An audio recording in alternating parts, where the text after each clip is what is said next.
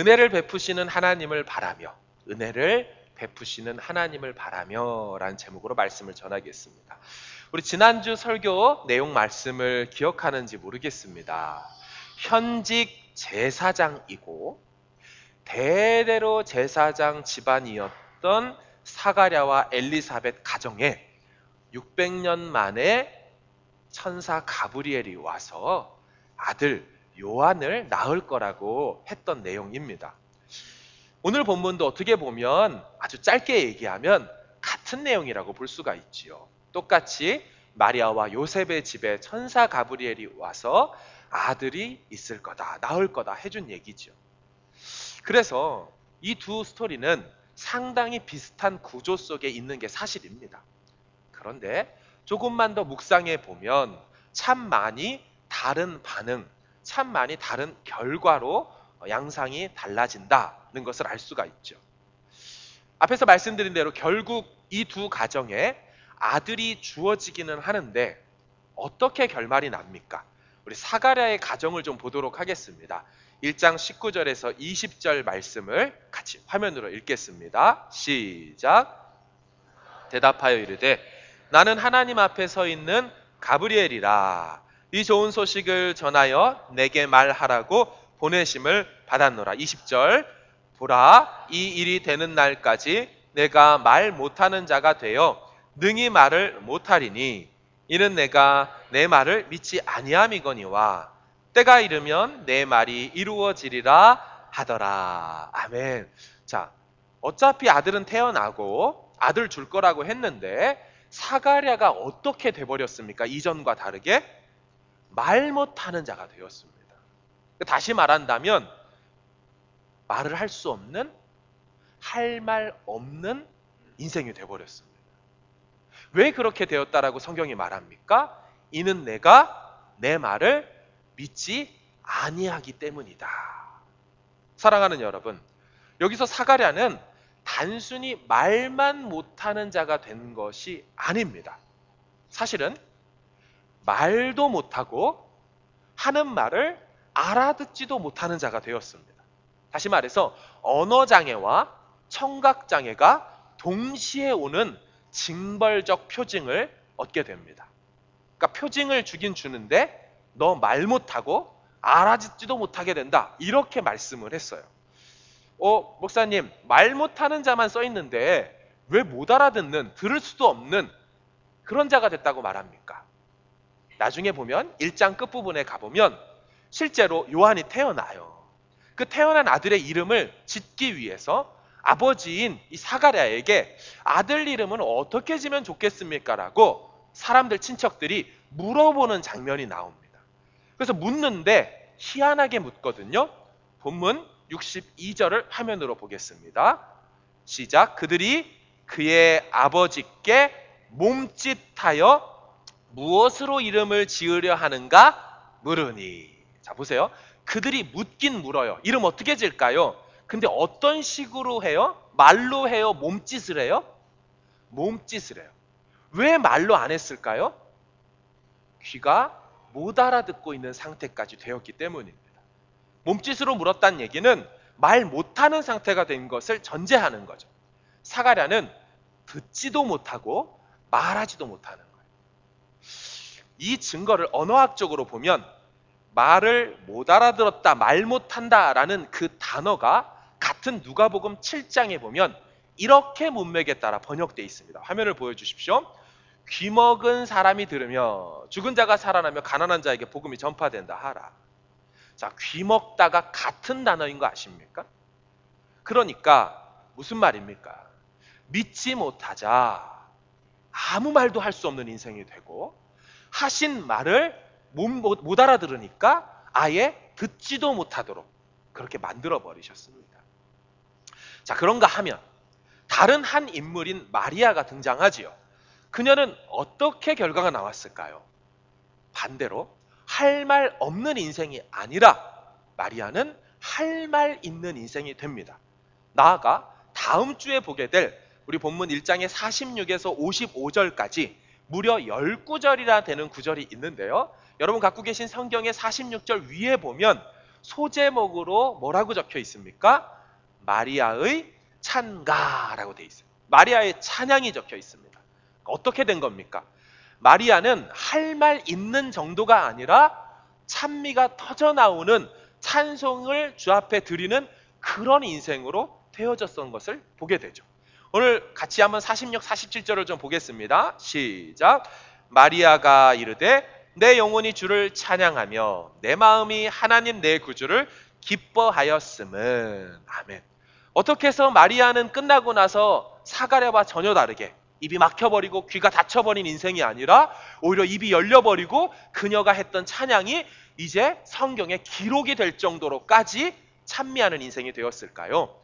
다시 오늘 본문으로 오면 37, 38절 같이 화면으로 읽어보겠습니다. 가브리엘이 이렇게 말해요. 시작. 대저 하나님의 모든 말씀은 능하지 못하심이 없느니라. 마리아가 이르되 주의 여종이오니 말씀대로 내게 이루어지이다 하매 천사가 떠나가니라. 아멘. 가브리엘이 와서 말했죠. 하나님 말씀에는 불가능이 없다라는 그 선언이 떨어지자마자 이 처녀인 마리아가 처녀인 상태에서 아이가 낳게 될 거라는 그 얘기를 듣고 뭐라고 말해요? 주의 여종입니다. 말씀대로 내게 그대로 이루어질 것입니다 라고 하며 믿음으로 수납해버리는, 믿을 수 없는 내용이 선포됐지만 그냥 따지지 않고 생각하지 않고 주님의 말씀이라면 그저 내게 이루어질 것을 믿습니다라고 받아버리자 그녀는 찬양하는 인물로 할 말 있는 인생으로 그렇게 성경이 기록해놨다라는 거예요. 결국 믿음의 반응 여부가 두 인생을 이렇게 완전히 다르게 해놨습니다. 사랑하는 여러분, 이 본문의 두 스토리를 묵상하고 있을 때 제게 어떤 생각이 들었는 줄 아십니까? 그냥 사실 맨정신으로 생각해 보면요, 이 둘의 반응이 뭔가 좀 잘못됐다는 생각이 들더라고요. 다시 말한다면 사가랴가 마리아처럼 반응해야 되고 사실은 마리아가 사가랴처럼 반응해야 되지 않나? 이런 생각이 들더라는 것입니다. 같이 좀 볼까요? 집안 배경을 좀 생각해 보십시오. 지금 사가랴와 엘리사벳이 어떤 가정입니까? 말씀드린 대로 둘 다가 대대로 제사장 가문입니다. 믿음이 윗대로부터 흘러 와서 쌓여있는 가정입니다. 태어날 때부터 말씀을 들었을 것이고 신앙교육을 잘 받았을 거고요. 현직 제사장 목회자 가정입니다. 이렇게 빵빵하게 믿음으로 준비되어 있는 가정에 비하여 마리아 가정은 어떤 가정입니까? 그저 목수의 아내가 될 것밖에 없습니다. 그녀의 신앙 배경에 대해서 이런 방구도 성경은 언급할 거리가 없습니다. 그저 있든다면 엘리사벳과 친족이라고 말하지요. 친족이 얼마만큼 가까운 관계인지 성경은 말하지 않고 있습니다. 근거를 찾아볼 수 없는 배경 출신이 믿음과 상당히 멀어만 보이는 일반 약한 가정. 여기는 대대로 믿음이 쌓여있는 가정. 근데 결과는 어떻게 됐어요? 반대가 되어 있어요. 희한하죠. 또 하나 측면을 볼까요? 나이와 연륜입니다. 사가랴와 엘리사벳은 적어도 이제 막 결혼하려고 하는 마리아와 요셉보다 살았어도 2배는 많이 살았고 신앙생활을 했어도 2배 이상을 신앙 연조가 있는 그런 탄탄한 가정, 준비된 가정이에요. 그럼 마리아는 어떨까요? 여러분, 당시 마리아가 결혼한 상태, 약혼한 상태이기 때문에 당시 유대인들은요 12살이 되면 성인식이라는 것을 합니다. 남자도 12살이 되면 성인식 하면서 하는 장면이 나오고요. 여자도 12살이 되면 성인식을 하면서 비로소 뭐를 할 수 있냐면 결혼이라는 걸 할 수가 있습니다. 당시는 이와 같이 조혼이 유행하는, 결혼하면 다 여자들은 일찍 결혼하던 시절이 있었습니다. 그러니까 오늘 우리 배경 속에서도 옛날 조선의 우리 어르신들은 다 일찍 결혼을 했던 걸 알죠. 따라서 12살에 성인식을 하고 결혼할 나이가 되었다면, 그래서 약혼한 상태라면 약혼하고 1년 뒤에 결혼을 하니까 그런 상황이라면 13살, 14살, 초등학교 6학년이나 아니면 중학교 1학년. 뉴질랜드 상황 속에 말하면 인터 1학년이나 2학년 정도 되는 아이가 바로 이 마리아의 상황입니다. 얼마나 어린 나이입니까? 사가랴의 가정과 비교가 안 되는 짧은 생을 살았어요. 이것만이 아닙니다. 기도의 배경을 좀 볼까요? 사가랴와 엘리사벳은 이들이 결혼하고 나서 아이를 달라고 얼마나 기도했을까요? 수년이 아니고 수십 년에 걸쳐 기도해 왔을 것입니다. 그리고 그들만 기도했을까요? 동료 목회자들, 동료 제사장들이 같은 마음으로 아이가 없는 제사장 가문을 놓고 기도해주고 기도해줬을 겁니다. 그게 쌓이고 쌓였을 거예요. 반면에 마리아, 무슨 아이를 위한 기도를 했을까요? 처녀가 무슨 결혼도 안 한 상태에서 약혼만 했는데 벌써부터 아들 달라고 하는 그런 여자가 어디 있습니까? 그럼 유대인들은 결혼할 때 두 단계를 거쳤습니다. 첫 번째 단계는 약혼의 단계입니다. 신랑이 신부 집에 가서 신부를 데리고 올 지참금을 지불하게 되면 법적으로 그 여자를 자기 신부로, 아내로 맞이하게 돼서, 그래서 법적으로는 부부가 됩니다. 호칭도 자기 아내라고 부를 수 있습니다. 다만 그 아내는 바로 자기 집으로 데리고 오지 못합니다. 약 1년 정도 걸쳐서 그냥 그 여자는 아버지의 집에 머물러 있어야만 합니다. 1년쯤 지나면 두 번째 단계인 결혼의 단계가 돼서 이 신랑이 신부의 집에 찾아가서 신부를 모셔오는 장면이 있는 것입니다. 그래서 우리 예수님의 비유에도 신랑이 신부를 맞이하러 오는 거 있지 않습니까? 이 두 번째 1년 동안 기다렸다가 데리고 와서 자기 집에서 같이 결혼하여 사는 것이 일반적인 유대교 결혼 풍습입니다. 그러므로 1년 뒤에나 결혼할 여인이 무슨 아들을 달라고 벌써부터 그런 기도하고 있을까요?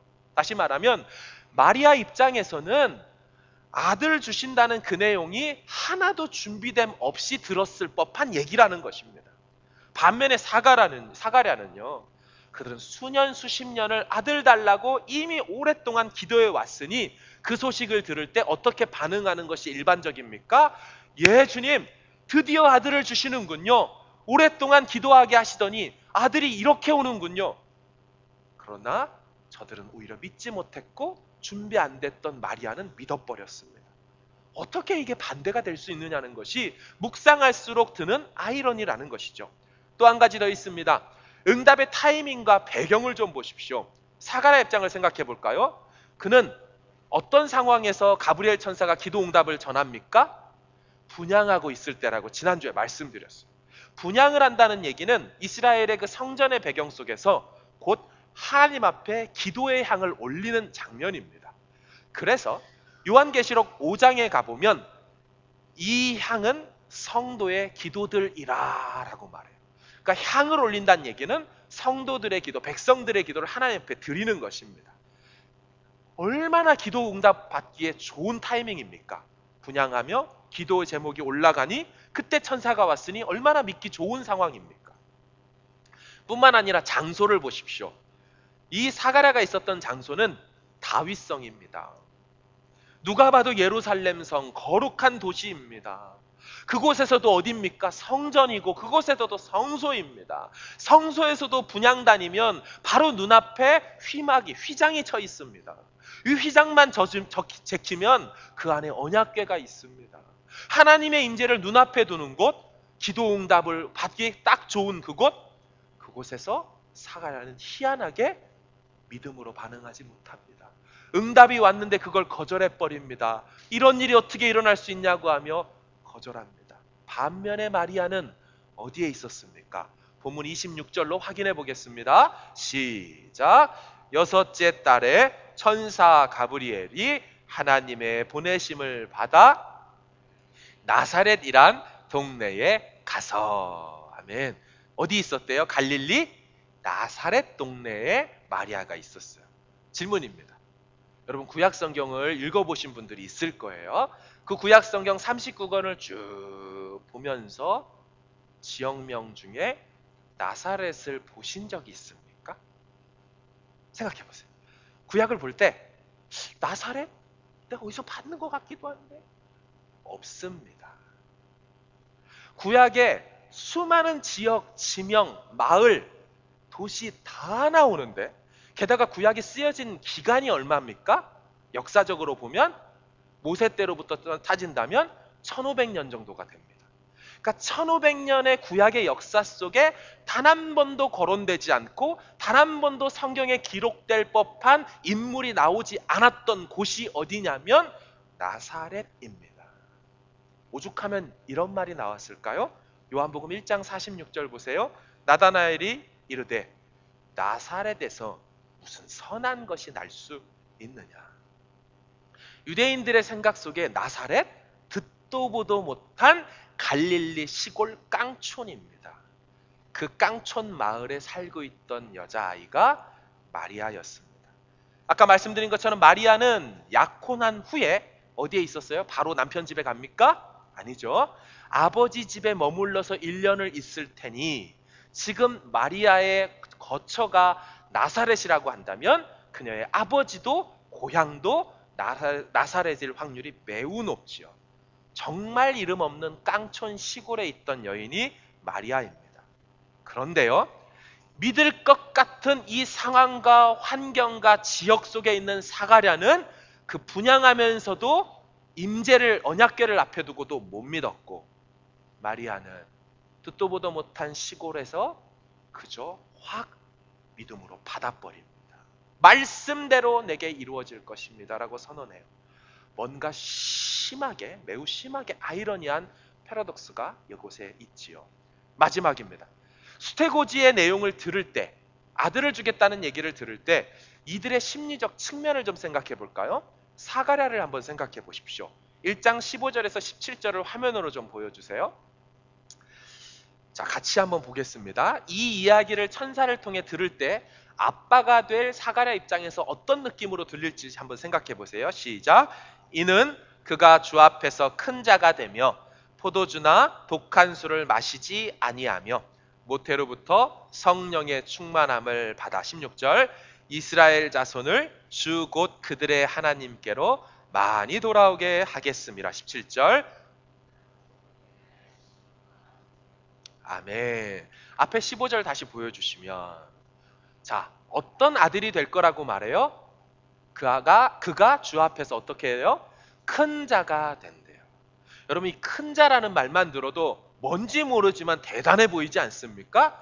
그런데 제사장 출신의 이 구약을 잘 알고 있던 사가랴 입장에서 큰 자라는 표현이 독특한 유니크한 표현인 것을 알았을 겁니다. 왜냐하면 구약에 보면 이 큰 자라는 표현은 하나님에게 붙여졌던 지칭이기 때문입니다. 히브리어 가돌이라 그래서 great라는 뜻입니다. 그래서 한글 성경에 보면 어떻게 번역했냐면 위대하신 이런 표현을 씁니다. 사람한테 이 표현 안 씁니다. 하나님께 위대하신이라는 표현을 쓰는데 그 표현이 붙은 자가 네 아들이 될 거다라고 말해주는 거예요. 어떤 어감이겠습니까? 이게 대박인 거죠. 수십 년을 기다려오니 주시는 아들이 이런 아들이군요 라고 충분히 감사할 법한 내용으로 첫 마디가 들렸어요. 두 번째 2번 포도주나 독한 술을 마시지 않는데요. 이 말은 무슨 말이에요? 나실인이 되는 거예요. 게다가 태어날 때부터 그렇게 하기 때문에 종신나실인입니다. 나실이라는 히브리 단어 말이거든요. 발음이 그래요. 나실이에요. 근데 그 나실이라는 뜻은 dedicate라는 뜻입니다. 하나님 앞에 드려지고 바쳐진 평생을 그렇게 살 사람 얼마나 의미 있습니까? 게다가 종신 나실인으로 살았던 구약의 인물은 단 2명밖에 없습니다. 사무엘, 삼손. 그러니 지금 자신에게 주신다는 하나님이 주신다는 아들 요한은 어떤 존재 정도 되는 거예요? 사무엘급 되는 것입니다. 신약의 최초이자 유일한 나실인은 세례 요한밖에 없습니다. 얼마나 감사한 소식입니까? 세 번째 소식, 모태로부터 성령 충만함을 받는데요. 여러분 이게 오리지널 모태신앙입니다. 오리지널 모태신앙. 아주 뱃속에서부터 성령 충만 모태신앙인 거예요. 정말 대단한 존재로 하나님께서 딱 주신다고 했어요.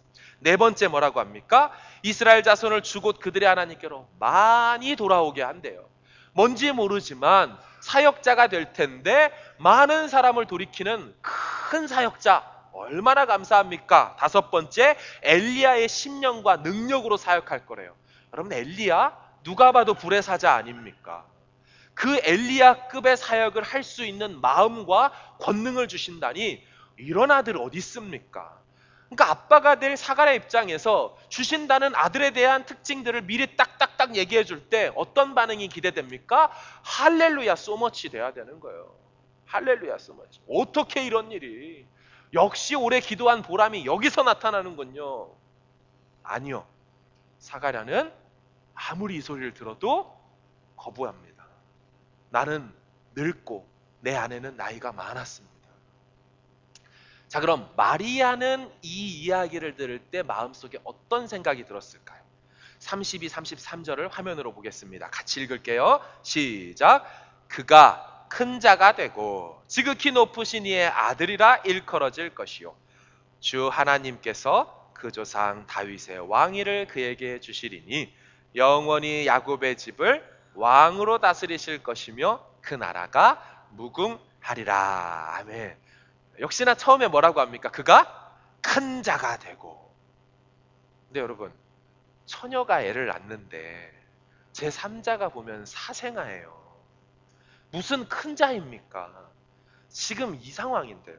두 번째, 지극히 높으신 이의 아들이라고 일컬어질 거래요. 애비 없는 자식이라고 놀림 안 당하면 감사하겠죠. 무슨 처녀가 아들을 낳는데 그런 상황이 됩니까? 세 번째, 다윗의 왕위를 준다. 왕으로 다스릴 거다. 네 번째, 그 나라가 영원할 거다. 여러분, 다 말도 안 돼 보이는 상황입니다. 결혼하게 될 아빠는 목수예요. 결혼하게 되면 얘는 그냥 톱질, 망치질, 줄질할 그냥 그런 인생에 불과합니다. 지금 무슨 말을 제가 드리는 것 같습니까? 도대체 과연 누가 믿어야만 할 상황이고 누가 도대체 믿지 못할 상황 가운데 있습니까? 사가랴가 믿어야 되고요. 마리아가 못 믿는다고 난리쳐야 되는데 이 둘의 반응이 완전히 바뀌어 있다는 사실이 충격인 것이죠. 왜 이렇게 됐을까요? 사랑하는 여러분, 아이를 낳지 못한 태가 역사 속에 열려졌던 사건들은 과거에 여럿 있었습니다. 하지만 처녀가 잉태하는 일은 역사 속에 한 번도 없었을 뿐만 아니라 마리아 사건 이후로도 지금 오늘의 이 시간까지도 처녀가 잉태하는 일은 전무후무한 사건입니다.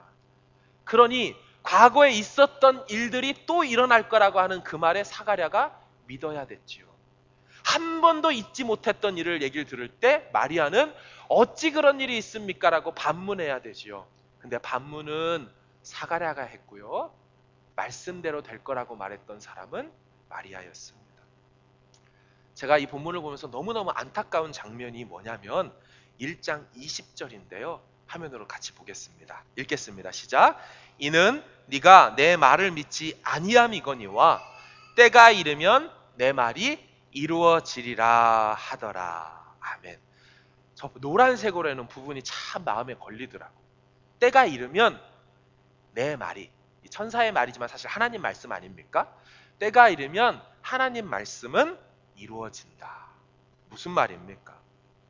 사가랴의 반응과 상관없이 하나님의 말씀은 때가 되면 이루어지게 되어 있다라고 선언하신 거거든요.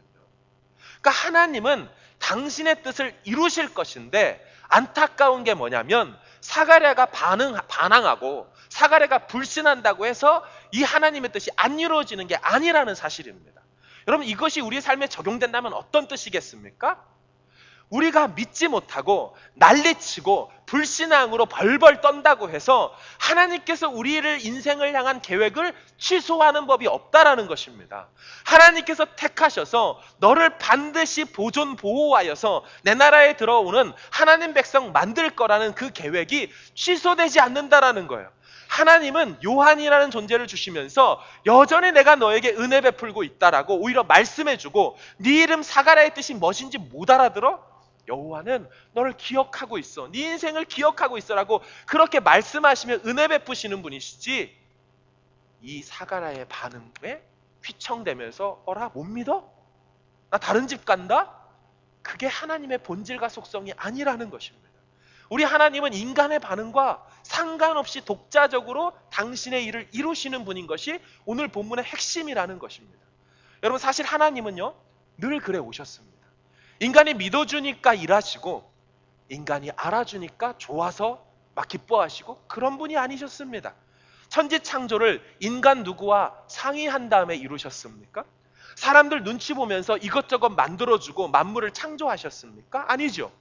하나님은 인간의 반응과 상관없이 늘 주권적으로 당신의 뜻을 세우시고 그리고 그 뜻을 이루어 가버리시는 것이죠.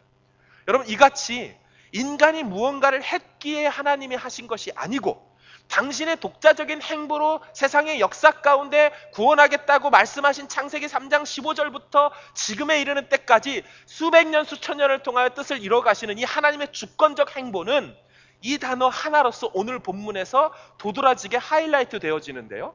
그 단어가 무엇이냐면 은혜라는 단어입니다. 가브리엘 천사가 마리아에게 찾아와서 한 말이 있습니다. 이게 바로 오늘 본문에, 오늘 설교의 파트 2에 해당되어지는 가장 중요한 핵심 구절인데요. 우리 1장 28절 화면으로 같이 읽겠습니다. 그에게 들어가 이르되 은혜를 받은 자여 평안할지어다.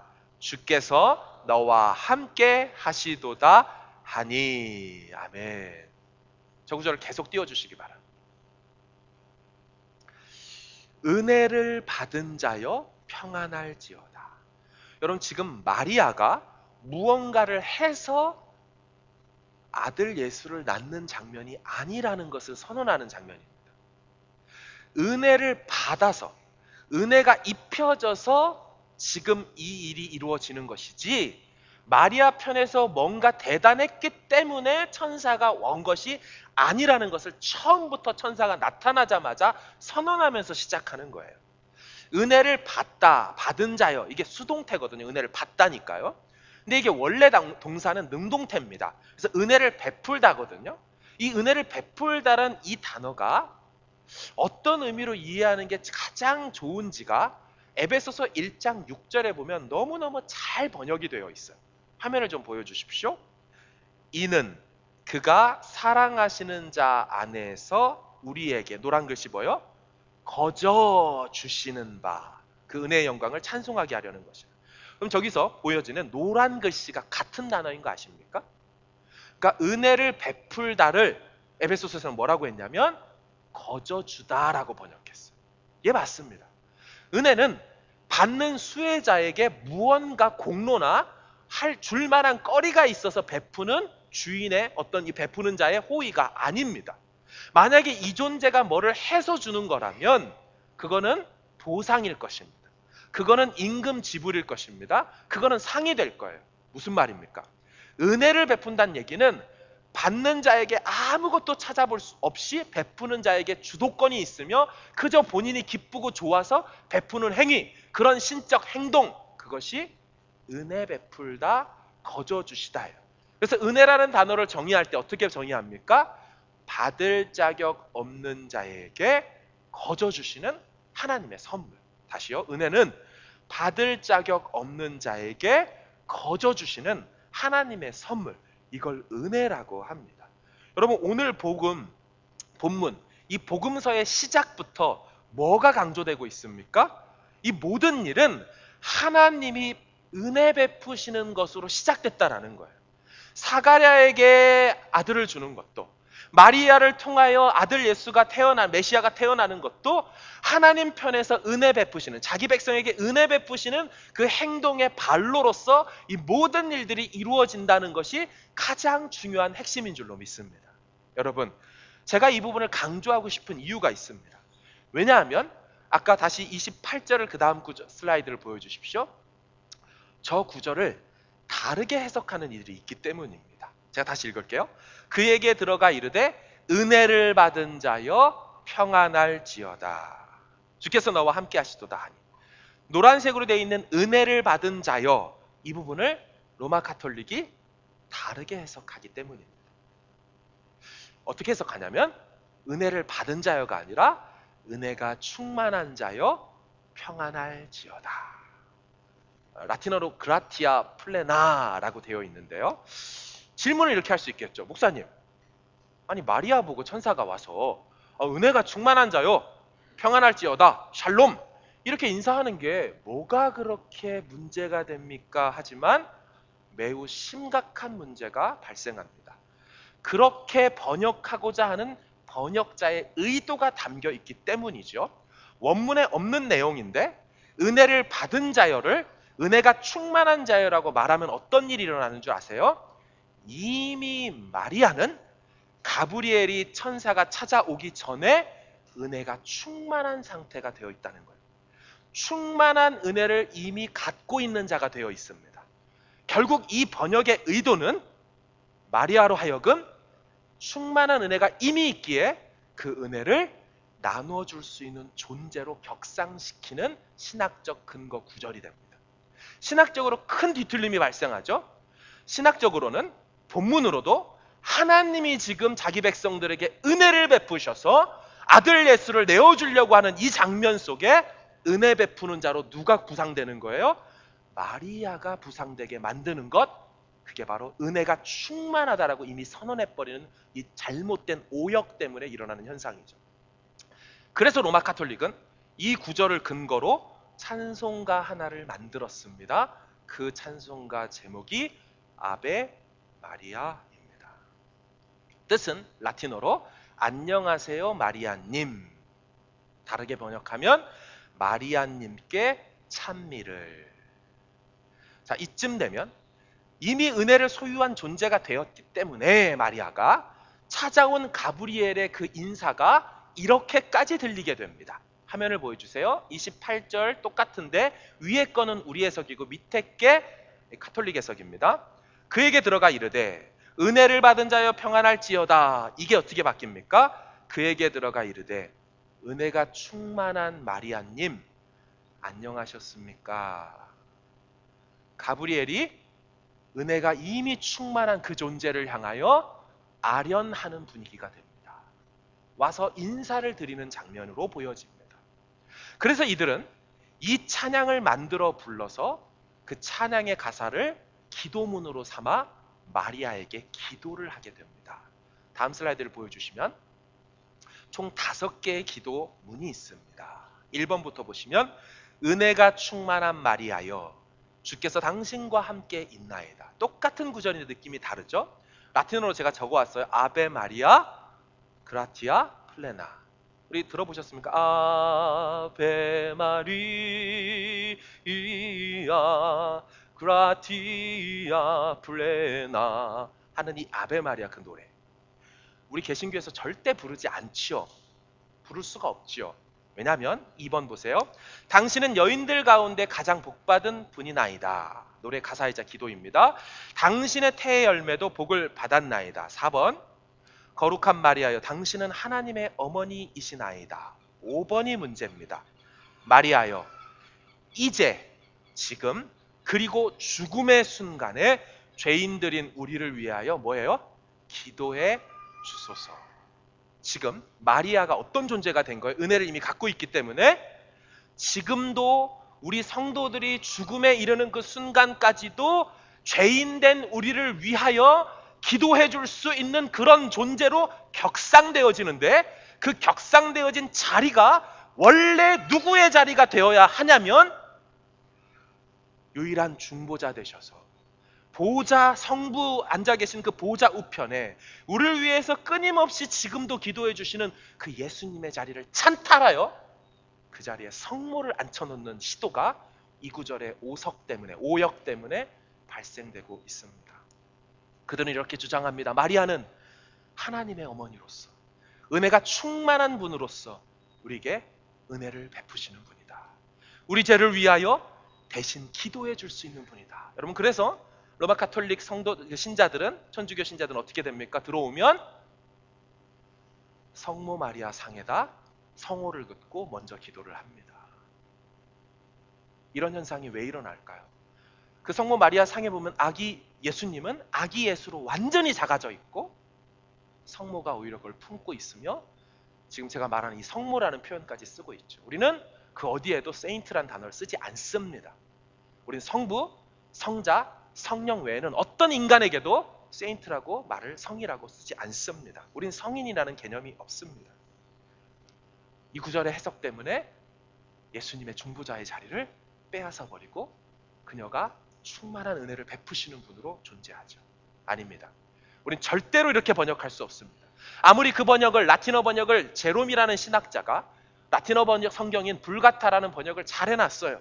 그리고 그것 때문에 유익이 있는 것도 사실입니다. 그럼에도 불구하고 이 대목에 있어서는 완전한 오역이죠. 마리아는 한낱 사람에 불과하고 여종에 불과합니다. 왜냐하면 본인도 38절에 자기 자신을 가리켜서 대저 하나님의 말씀은 능하지 못함이 없습니다 라고 천사가 말하자 우리를 뭐라고 말합니까? 주의 여종에 불과하다라고 말해요. 그저 선포된 것에 따르는 종에 불과하지 자신이 주인의 반열에 올라서 무언가를 할 수 있는 존재라고 말한 적이 없습니다. 30절에도 천사가 다시 한번 그녀에게 말해요. 네가 하나님께 은혜를 입었다. 그녀는 여전히 계속해서 은혜를 입은 존재에 불과하지 은혜를 베풀 수 있는 존재가 아닙니다. 마리아는 은혜를 베푸는 존재가 아닙니다. 하나님이 은혜를 베푸시는 줄로 믿습니다. 하나님께서 이 본문에서 은혜 베푸시는 존재로 나타나는 겁니다. 어떻게 해요? 신분에 상관없이, 나이에 상관없이, 출신 배경에 상관없이, 심지어 믿음의 반응에 상관없이, 그게 사가랴가 됐던 깡촌에 있던 시골 처녀가 됐던 아무것도 상관없이 그저 은혜를 베푸시는 분으로 나타나고 있는 거예요. 너가 제사장의 반열에 있든지, 너가 신앙생활을 오래 했던 사람이든지 하나님은 관계없이 은혜를 베푸시는 분으로 나타나고 있는 거예요. 하나님, 나는 아무것도 없습니다. 나이도 어립니다. 경험도 없습니다. 앞으로 어떻게 해야 될지도 알지도 못합니다.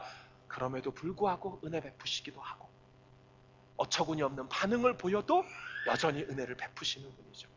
우리 하나님은 자기 백성을 잊지 않으시고 은혜 베푸시는 분으로 복음서 서두부터 등장하고 있는 거죠. 여러분, 이게 복음인 줄로 믿습니다. 이게 복음의 핵심인 줄로 믿습니다. 헬라인이나 야만인이나 지혜자나 어리석은 자나 다 하나님의 복음의 은혜를 베풀어 주시는 거, 이게 바로 복음의 본질인 것입니다. 여러분, 로마서 5장의 말씀을 좀 같이 보기를 원합니다. 화면을 좀 보여주십시오. 같이 읽겠습니다. 시작. 우리가 아직 연약할 때에 기약대로 그리스도께서 경건하지 않은 자를 위하여 죽으셨도다. 아멘.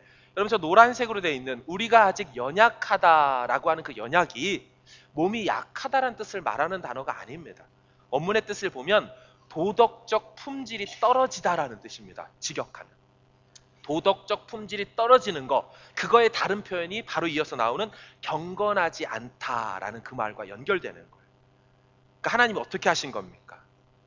우리는 그런 은혜를 받을 만한, 그런 호의를 받을 만한 도덕적으로 신앙적으로 준비되지 않고 깨어있지 못한 여전히 연약한 그때의 기약대로, 당신이 스스로 하신 그 약속과 언약대로 우리의 어떠함과 상관없이 경건하지도 못한 우리를 위하여 뭐 하셨대요? 죽어주셨다. 이게 복음인 줄로 믿습니다. 여러분, 다음 구절 8절 보십시오. 시작. 우리가 아직 죄인 되었을 때에 그리스도께서 우리를 위하여 죽으심으로 하나님께서 우리에 대한 자기의 사랑을 확증하셨느니라. 아멘. 여기도 뭐라 그래요? 우리가 여전히 죄인 되었을 때. 여러분, 죄의 싹은 사망인 거예요. 죄를 졌으면 죽어야만 합니다. 그렇게 완전히 선언돼 버리고 소망 없고 재판과 판결이 끝나버린 우리를 위하여서 하나님께서 어떻게 하셨습니까? 아들을 내어주심으로 우리를 향한 당신의 사랑을 확증하셨답니다. 당신의 사랑을 확증. 그 전에 계속하여 구약시대를 통하여 뭐 했습니까? 선지자를 보내고 사랑하고 잊지 않다라고, 너와 함께 한다라고 아무리 얘기를 해줘도 못 알아듣는 그들을 향하여 어떻게 했어요?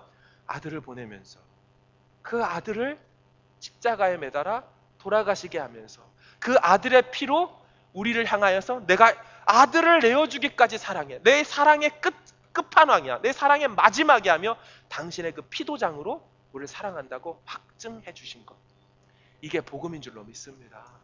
마지막 구절이죠. 10절 보십시오.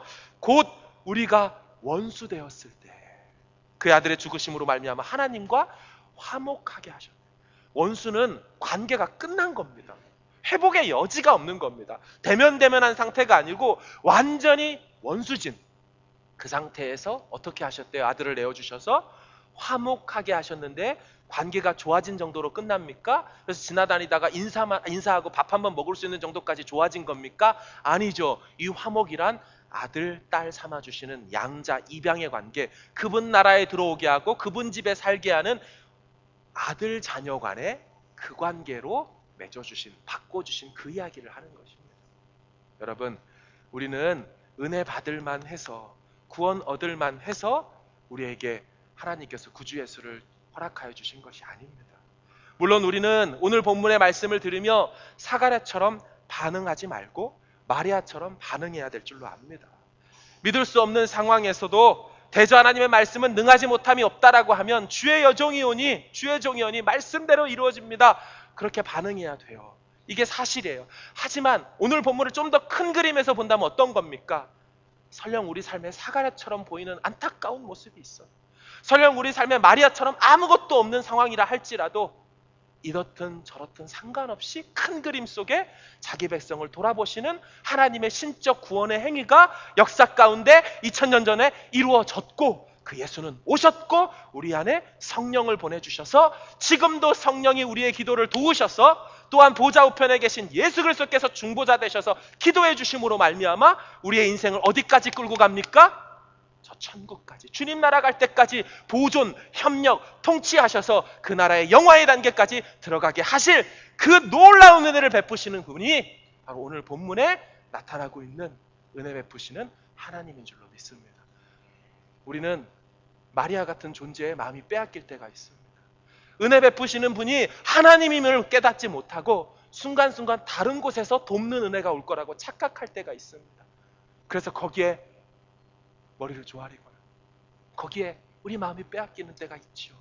오늘 본문은 은혜를 베푸실 분은 우리 성부 아버지 하나님, 우리의 기도를 도우시고 우리의 믿음이 떨어지지 않도록 베드로를 위해서 그 옆에서 잡히신 상태에서라도 계속 기도해 주고 계셨던 그 성자 예수님 있다는 사실을 마음속에 깊이 간직하고 복음의 수혜와 복음의 은혜를 덧입은 자답게 이 한 주간도 은혜 베푸시는 그분께 나아가는 우리 모두 되길 주의 이름으로 축원합니다.